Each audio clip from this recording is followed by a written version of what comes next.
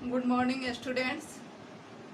आज हम लोग पढ़ेंगे अपना 12वां अध्याय हिंदी ग्रामर का। तो हिंदी ग्रामर का हमारा व्याकरण में 12वां अध्याय है अविकारी शब्द। अविकारी का अर्थ होता है जिसमें किसी प्रकार का विकार न हो।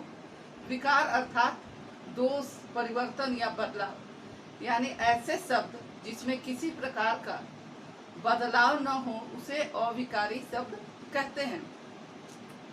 ऐसे शब्द जो प्रत्येक स्थिति में अपने समान रूप में बने रहते हैं, जिनके ऊपर लिंग, वचन एवं काल का कोई प्रभाव नहीं पड़ता, उसे कहते हैं अविकारी शब्द। अविकारी शब्द मुख्यतः 4 प्रकार के होते हैं।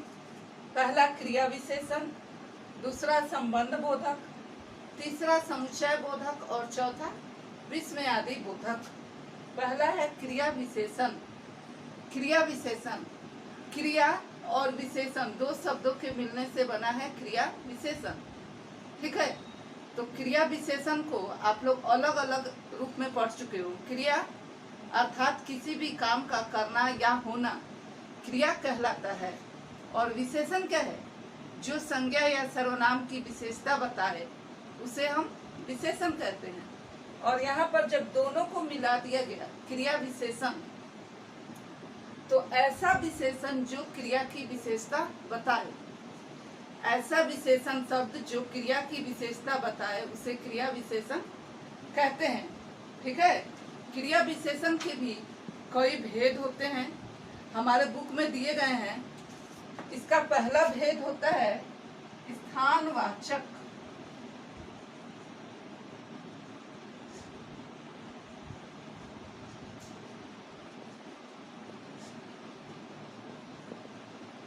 दूसरा है कालवाचक,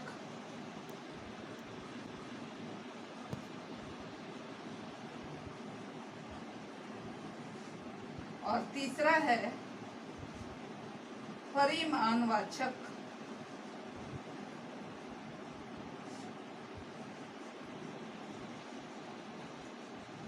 परिमाणवाचक और चौथा है रीतिवाचक।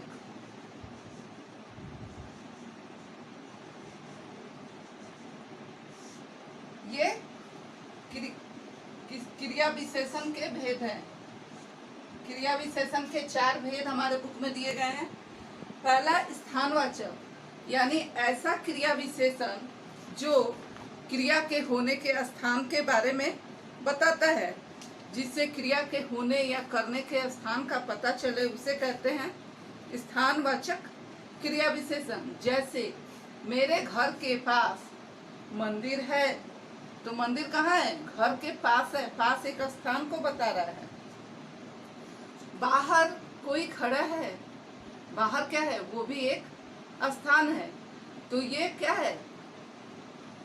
स्थान को बता रहा है। ऐसे क्रिया विशेषण को बोलते हैं स्थानवाचक। दूसरा है कालवाचक। काल मीन्स होता है समय। काल मीन्स होता है समय। तो ऐसा क्रिया विशेषण जो समय के बारे में बताए उसे कालवाचक क्रिया विशेषण कहते हैं। जैसे किसान दिन भर खेतों में काम करता है। किसान कितने समय काम करता है? तो दिन भर करता है। दिन भर क्या है? एक समय को बता रहा है। हमें हमेशा सच बोलना चाहिए। हमेशा भी काल सूचक है, समय सूचक है। तो जो समय को बताए ऐसे क्रिया विशेषण को कहते हैं कालवाचक क्रिया विशेषण। और तीसरा है परिमाणवाचक। परिमाण मीन्स होता है मात्रा, जो कि समुच्चय बोधक अव्यय 2 शब्दों, वाक्यांशों या 2 वाक्यों को आपस में जोड़ने वाले अव्यय को कहते हैं समुच्चय बोधक अव्यय। जैसे ये समुच्चय बोधक 2 वाक्यों को भी जोड़ते हैं और 2 शब्दों को भी जोड़ते हैं। तो 2 शब्दों को हम देखते हैं। राम और लक्ष्मण वन गए। राम एक शब्द है और लक्ष्मण एक शब्द है, और दोनों किससे जुड़े हैं? और के द्वारा। तो राम और लक्ष्मण वन गए। और के द्वारा ये दोनों जुड़े हुए हैं, तो ये समुच्चय बोधक अव्यय है। और दो वाक्यों को भी जोड़ता है। तो वाक्यों में हम देखते हैं, बारिश हो रही थी इसीलिए मैं कल विद्यालय नहीं गया। बारिश हो रही थी एक वाक्य है, और मैं विद्यालय नहीं गया ये दूसरा वाक्य है। तो दोनों वाक्य आपस में जुड़ रहे हैं, किसके द्वारा? इसलिए के द्वारा। तो यहाँ पे दो वाक्यों को इसलिए के द्वारा जोड़ा गया, तो ये इसलिए जो है वो हमारा समुच्चय बोधक अव्यय है। ठीक है। और एक लास्ट है विस्मयादि बोधक। विस्मयादि बोधक अव्यय वे अव्यय हैं जो मन के भावों को प्रकट करते हैं।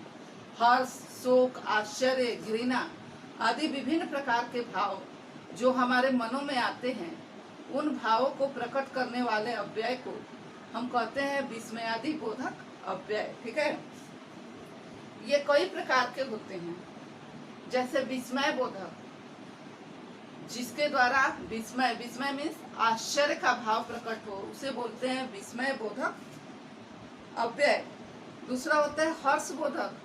हर्ष मीन्स खुशी, तो ऐसे विस्मयादि बोधक जिससे खुशी को प्रकट करते हैं उसको बोलते हैं हर्ष बोधक। जैसे आहा, वाह, शाबाश, ये सब हर्ष बोधक है।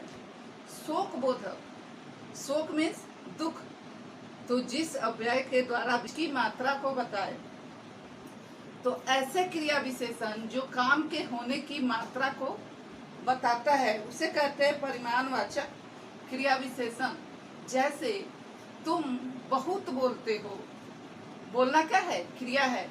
और कितना बोलते हो? बहुत बोलते हो, तो ये बोलने की मात्रा को बता रहा है, तो ये हो जाएगा परिमाणवाचक। ठीक है। और लास्ट है रीतिवाचक। रीति मीन्स होता है ढंग या तरीका।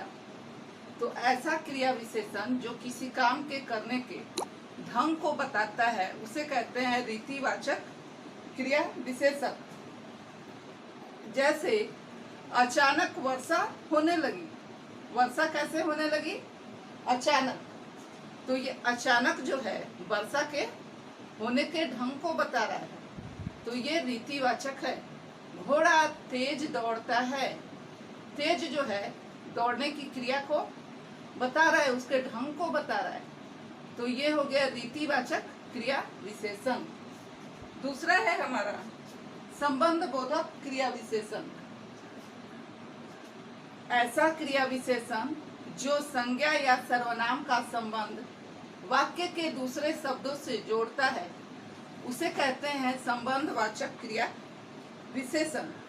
जैसे मोहन के साथ राम भी बाजार गया। तो मोहन क्या है? मोहन और राम दो संज्ञा है और उनका संबंध आपस में जोड़ रहा है, तो ये साथ जो है ये हो गया संबंध बोधक क्रिया विशेषण। बंदर छत के ऊपर बैठा है। बंदर और छत दोनों के बीच के ऊपर के द्वारा संबंध आपस में जुड़ रहा है, तो ये के ऊपर जो है वो संबंध बोधक अविकारी शब्द यानी अव्यय है। अविकारी शब्दों को अव्यय भी कहते हैं। ठीक है। और तीसरा है समुच्चय बोधक, सब हर्ष बोधक है। शोक बोधक, शोक मीन्स दुख, तो जिस अव्यय के द्वारा विस्मयादि अव्यय के द्वारा हम दुख को प्रकट करते हैं उसे बोलते हैं शोक बोधक अव्यय।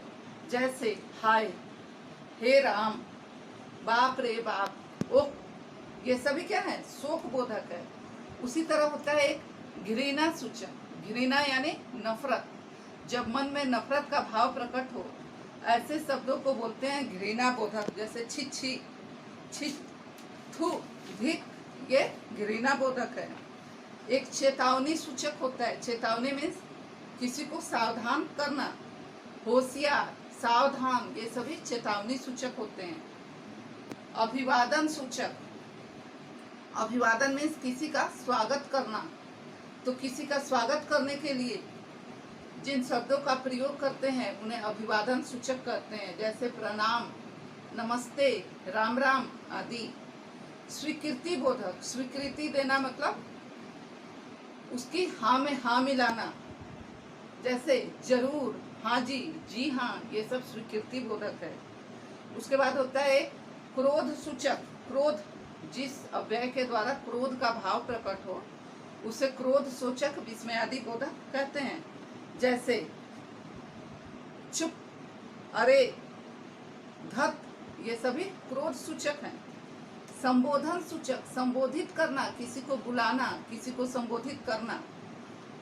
तो जिन शब्दों के द्वारा किसी को संबोधित करते हैं उनको संबोधन बोधक, विस्मयादि बोधक कहते हैं। जैसे अरे, एजी, ओजी आदि। भय बोधक, भय बोधक का अर्थ होता है, भय मीन डर। जब हमारे मन में डर का भाव उत्पन्न हो तो जिन शब्दों के द्वारा उसे प्रकट करते हैं उसे बोलते हैं भय बोधक, अव्यय बोधक। ठीक है, इस प्रकार हमारा ये 12 चैप्टर अविकारी शब्द समाप्त हुआ।